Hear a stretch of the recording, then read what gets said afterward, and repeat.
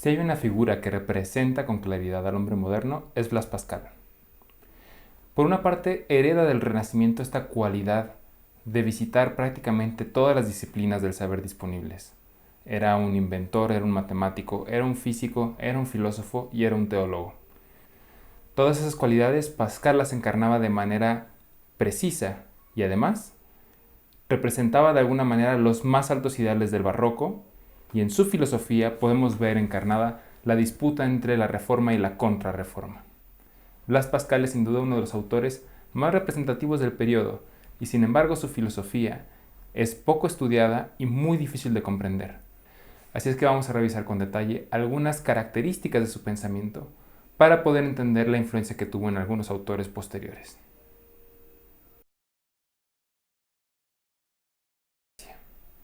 Blaise Pascal nace el 19 de junio de 1623 en Clermont, Francia. Vive una infancia difícil y se suele pensar que tuvo mucha influencia esta etapa de su vida para su pensamiento posterior. Pascal fue un hombre enfermizo que quedó huérfano de madre a los 3 años y cuya educación estuvo a cargo de su padre, quien lo introdujo desde muy temprano en el estudio de las letras y las matemáticas. Su infancia fue tan difícil que su hermana, su biógrafa, llegó a afirmar que hasta los 18 años no pasó un solo día sin dolor. Es precisamente esta falta de salud la que va a provocar que Pascal muera a la corta edad de 40 años. Esta deficiente salud es la que provocará que Pascal fallezca a los 39 años.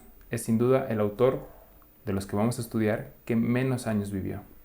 Pascal vivió la mayor parte de su vida, con breves intermitencias, en París. En 1640, a la edad de 17 años, escribió el ensayo sobre las cónicas, uno de los primeros tratados de geometría proyectiva que iba a abrir toda una nueva rama en el estudio de las matemáticas. Este trabajo le permitió entrar al círculo de Marin Mersenne, un círculo en donde estaban, entre otras personas, René Descartes y Thomas Hobbes. En 1648 realizó, a través de su cuñado, algunas exploraciones sobre la naturaleza de la atmósfera. Lo hizo a través de su cuñado porque él no tenía la salud suficiente para subir y bajar los montes que requerían hacer mediciones de distintas presiones atmosféricas. Sin embargo, sus conclusiones fueron de radical importancia para la física de fluidos y para el tratamiento de la noción de presión. En 1646 entra en contacto con los hermanos de Champ, quienes trataban a su padre como médicos, pero que tenían una fuerte influencia teológica jansenista, esto es, la teología de Jansenio. Como veremos, la teología jansenista será de radical importancia para el pensamiento de Blaise Pascal. En 1647 conoce personalmente a Descartes. Por cartas de ambos interlocutores, sabemos que el contacto fue cordial, a pesar de que Pascal en sus escritos no solía ser muy amable con René Descartes. Sabemos que incluso René Descartes, quien afirmaba tener conocimientos de medicina, le recetó y le preparó algunos remedios para las dolencias de Pascal. Sabemos además que no tuvieron muy buen efecto tampoco. En 1651, su hermana entra al convento de Port Royal. Efectivamente se trataba de un convento de monjas jansenistas. El 23 de noviembre de 1654 tuvo una especie de rapto místico, durante el cual escribió el famoso Memorial. El Memorial es un muy breve fragmento que escribió en una pequeña nota de papel, y esta nota la cosió en el interior de su saco y la llevaba todo el tiempo con él. Es a partir de esta experiencia mística que Pascal prácticamente va a abandonar todos sus trabajos científicos y matemáticos para abocarse exclusivamente al trabajo teológico y filosófico, pero siempre con un perfil apologético de la religión católica y desde luego de la interpretación jansenista de esta religión católica. Hay que recordar que los jansenistas tuvieron problemas con Luis XIV. En concreto, Luis XIV, en el afán de convertir a todo el reino en una sola fe, y no solo eso, sino en una sola interpretación de la fe, va a eliminar todas las áreas que fueran más o menos heterodoxas o francamente reformistas. Los jansenistas, aunque se reconocían católicos, formaban parte de un ala extrema de la religión católica y en ese sentido eran mal vistos por Luis XIV.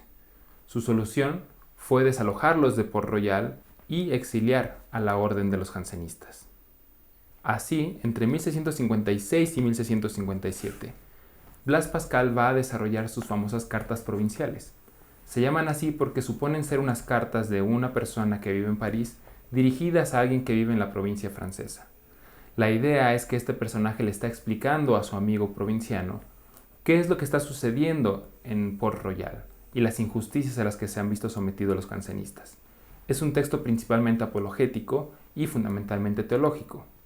En los últimos años de su vida, Blaise Pascal empieza a formar un conjunto de anotaciones para redactar un gran libro apologético. Sin embargo, muere antes de poder publicar ese libro. Es más, muere antes de tener siquiera una versión preparada aproximada a una edición final. Este libro es lo que actualmente conocemos como Los Pensamientos, y en realidad, en el momento de la muerte de Pascal, se trataba de no más que un conjunto de anotaciones, un conjunto de pequeños papeles que él iba recortando e iba rellenando, algunos de ellos ordenados, cosidos literalmente entre sí, para generar lo que suponemos serían los distintos capítulos del libro, y nada más. También tenemos un conjunto de anotaciones que nunca fueron organizadas por Pascal. Todo eso es a lo que conocemos ahora como los pensamientos de Pascal. No se trata de una obra terminada, sino de un conjunto de ideas y aforismos que eventualmente darían lugar a un libro apologético y principalmente de perspectiva jansenista. Pascal va a morir el 19 de agosto de 1662, fruto de las antiguas dolencias que tenía y la endeble salud que desde niño lo atormentó. Nunca publicó un libro con su nombre y nunca tuvo un trabajo que no fuera dedicar toda su alma y todo su espíritu al conocimiento, al saber, a las letras y a la ciencia. El estado actual de la obra pascaliana es bastante complicado de explicar. Como ya decíamos, los pensamientos no son sino una colección de notas que han sido ordenados de distintas maneras por diferentes editores, pero cuya organización final nosotros nunca podremos conocer, al menos tal como estaba en la cabeza de Pascal. El resto de su obra, científica y teológica, se encuentra editado en diferentes volúmenes y en distintas ediciones. Sin embargo, la más famosa de todas es la que está a cargo de Jean Mesnard. Se trata de una obra de 4 volúmenes en donde el primer volumen es propiamente obras de Pascal y el resto de los volúmenes son obras sobre él, como la biografía de su hermana y algunos otros textos relativos a su trabajo. Sin embargo, a diferencia de otros autores que hemos visto, Pascal no tiene una edición canónica que sea universalmente seguida y encontraremos en distintos trabajos académicos una gran variedad de obras y ediciones citadas de manera un poco arbitraria. Eso hace especialmente difícil el seguimiento de la fuente primaria cuando uno está trabajando a este autor.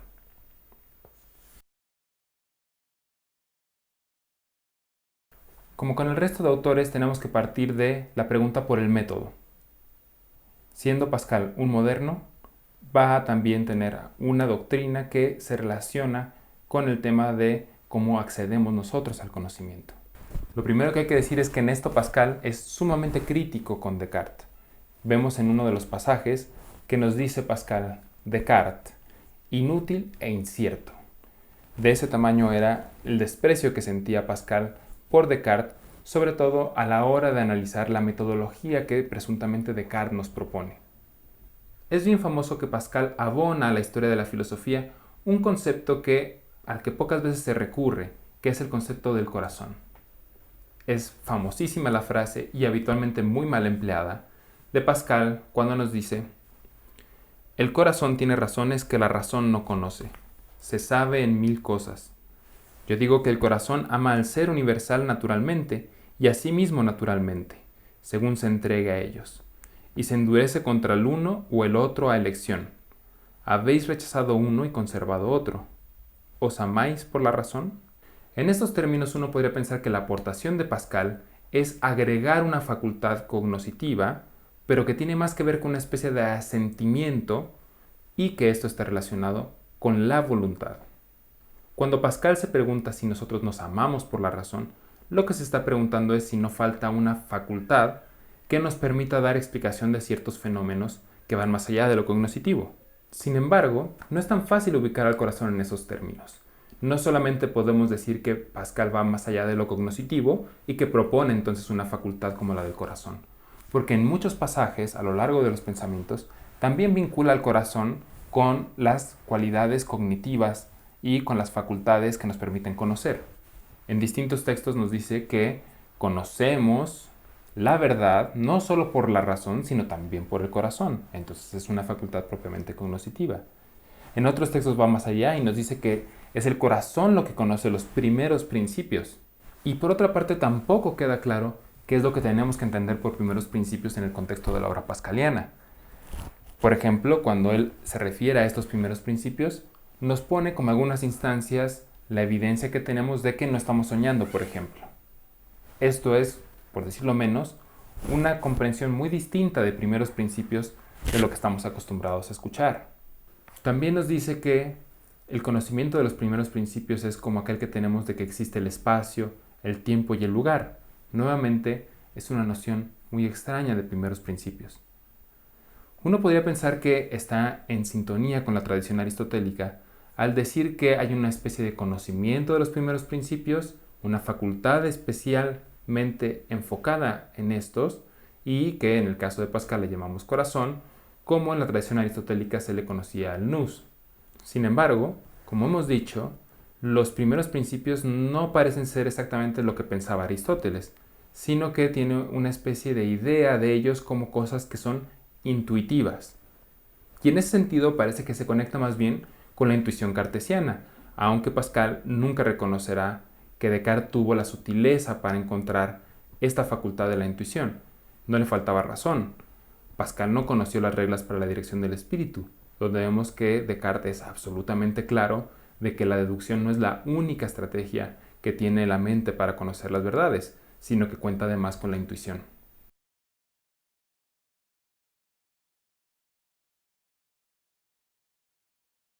Pascal también es sumamente crítico con Descartes cuando habla de esta famosa noción de el Dios de los filósofos. Cree que Descartes es responsable de haber creado un Dios de la razón y para la razón. Un Dios al que presuntamente se le podría amar solamente de manera especulativa, pero en donde el corazón no tendría ningún papel que jugar ahí. Nuevamente aquí Pascal parece estar simplificando los razonamientos cartesianos. Como sabemos, el primer paso que hay después del cogito es el encuentro con eso absoluto e infinito que de alguna manera está en mí. Pascal va a hacer entonces una interpretación completamente deductivista de Descartes. Y como hemos visto ya, eso no deja de ser un poco injusto o, para decirlo francamente, una interpretación equivocada de su predecesor francés.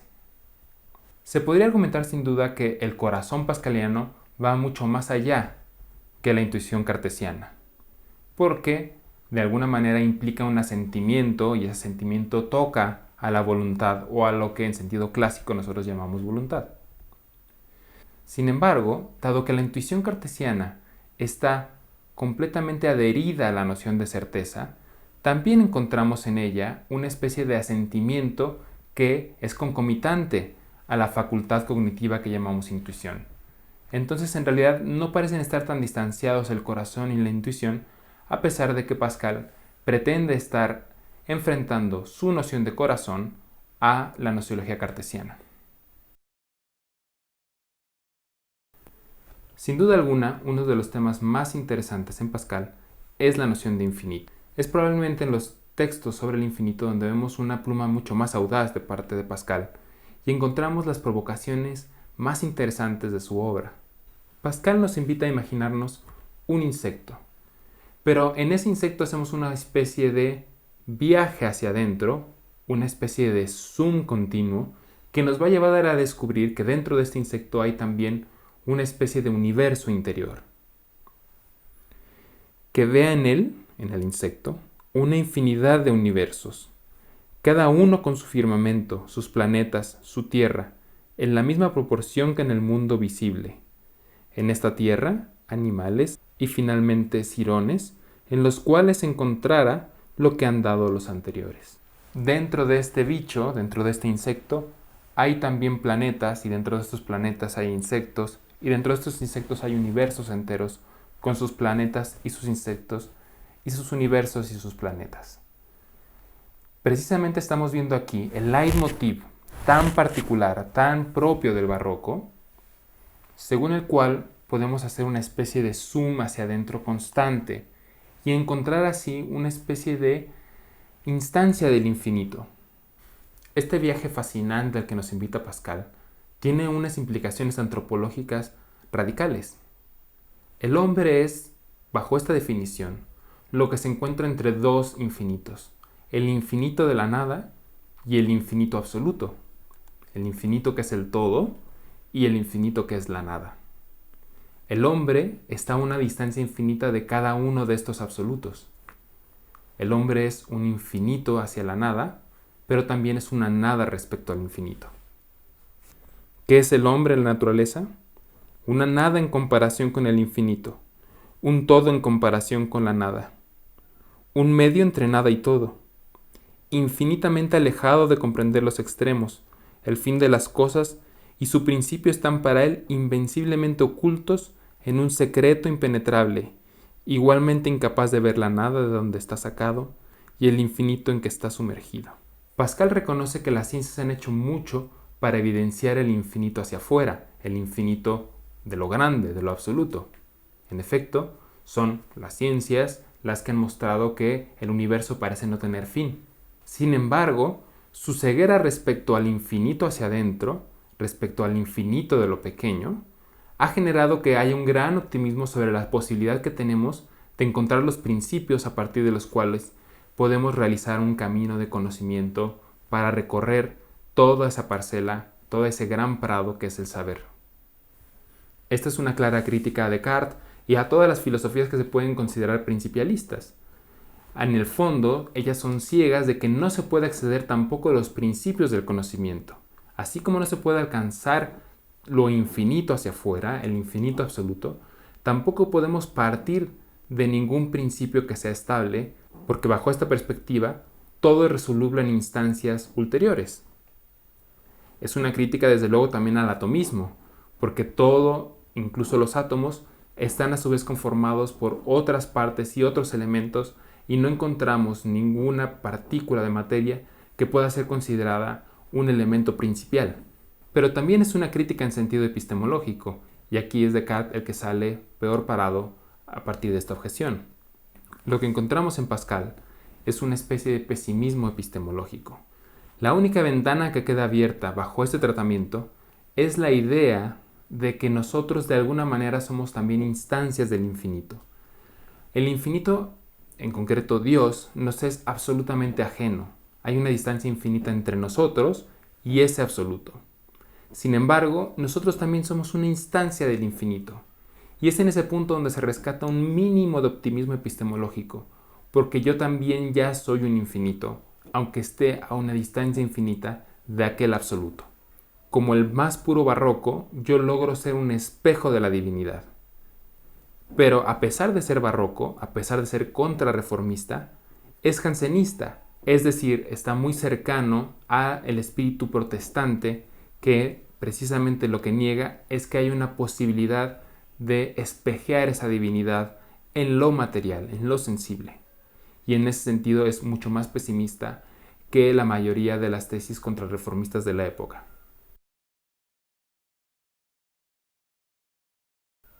Frente al pesimismo epistemológico que naturalmente tiene que derivar en una especie de fideísmo, o al menos en una epistemología que es colindante al fideísmo, Pascal busca algunas alternativas argumentativas para poder ofrecer una defensa de la existencia de Dios.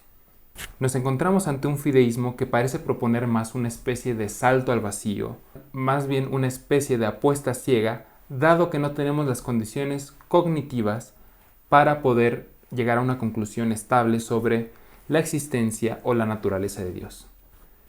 En este contexto aparece el argumento de la apuesta de Pascal, que es precisamente un artilugio retórico para convencer a la gente de que haga esa apuesta a sabiendas de que no hay una manera completamente racional, y con racional quiero decir un cálculo perfecto, que nos lleve a la conclusión de que tenemos que actuar de una manera o de otra. Pascal nos dice en los pensamientos: ¿Dios existe o no existe? ¿Pero de qué lado nos inclinaremos? La razón nada puede determinar. Hay un caos infinito que nos separa. Se está jugando un juego, al extremo de esta distancia infinita en donde saldrá cara o cruz. El argumento es sencillo y está basado en teoría de juegos. Pascal se imagina una especie de volado, en donde de un lado está Dios existe y todas las consecuencias de un mundo donde Dios existe, y del otro lado está Dios no existe y todas las consecuencias que se siguen de eso. Tenemos dos opciones, apostar a que Dios existe y apostar a que Dios no existe. Ahora bien, si apostamos a que Dios no existe y resulta que existe y todas sus consecuencias, a saber, existe la vida eterna y existe un premio después de esta vida, entonces estaríamos perdiendo dice Pascal, una infinitud de bienes. ¿Por qué? Porque básicamente lo que estamos perdiendo es la vida eterna. En cambio, si nosotros apostamos a que Dios existe y resulta que no existe, pues no hemos perdido, sino en el peor de los casos, los placeres a los que nos negamos en esta vida terrena, es decir, estamos perdiendo bienes finitos. Así, no es la probabilidad de que Dios exista o que Dios no exista la que nos va a inclinar en nuestra decisión, sino el premio que está detrás de cada una de estas alternativas. Es decir, si resulta que Dios existe y nos hemos portado bien, habremos ganado mucho. Si resulta que Dios existe y nos hemos portado mal, habremos perdido un infinito. El argumento es sumamente polémico porque incluye muchas presunciones que para el hombre de hoy en día no parecen ser válidas. Por ejemplo, cuando yo digo que hay dos opciones, de que Dios existe y que Dios no existe, y todo lo que se sigue de ello, es seguramente una proposición que no cualquiera admitiría hoy en día. Es decir, no de que Dios exista se siguen determinadas consecuencias que serían universalmente aceptadas por todo el mundo. Pero no podemos desestimar el valor argumentativo que tiene este texto y me encantará discutirlo con ustedes durante la clase y revisar algunas de las objeciones que se le han puesto a este argumento de Pascal.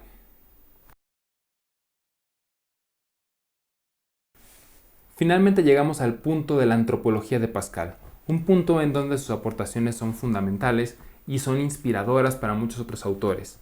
Ya dijimos que el tema del infinito es determinante para posicionar al hombre en una situación incómoda, en una especie de mar infinito en donde estamos nadando sin ningún lugar del cual asirse. En otro punto de los pensamientos, Pascal nos dice: el hombre sabe que es miserable. Es, pues, miserable porque es miserable, pero es grande porque lo sabe. Y en otro texto también muy famoso, nos dice: el hombre es solamente una caña, la cosa más frágil de la naturaleza, pero es una caña pensante. Pero aun cuando el universo la aplastara, el hombre sería todavía más noble que lo que lo mata, porque sabe que muere y lo que el universo tiene ventaja sobre él. Pero el universo nada sabe de eso. Nuevamente encontramos esta ambigüedad, este titubeo de colocar al hombre en la cima de la creación o de colocarlo como el más desdichado de la creación. El hombre es consciente de su mortalidad y ahí radica su grandeza y radica su desdicha.